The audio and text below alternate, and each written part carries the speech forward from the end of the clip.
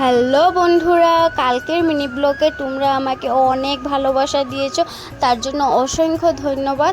এখন বাজে হচ্ছে 11টা মতো, আমি বের হয়ে পড়েছি ছেলেকে স্কুল থেকে আনতে যাব। তাই অন্যান্য দিনের থেকে কিন্তু আজকে ট্রাফিকটা একটু বেশি ছিল, তার জন্য প্রচুর লেট হয়ে গিয়েছে।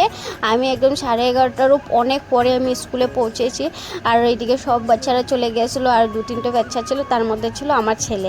আর আমাকে না স্কুলের দরজার থেকে উঁকি মেরে মেরে দেখছি কি আমার মাম্মাটা কখন আসবে। যাই হোক, ছেলেকে স্কুল থেকে নিয়ে বের হতে না হতে তাদের দোকানের সামনে একটা মানে দোকান এসেছিলো আর কি, যোনটা মানে কাঠায় করে নিয়ে আসে তেমনি সেম।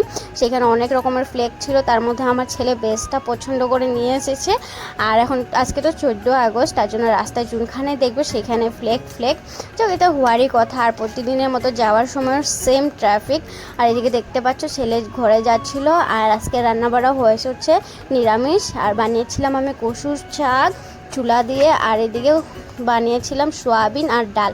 কেমন লাগলো আমার এই মিনি ব্লগটা অবশ্যই কমেন্ট করে জানাবে।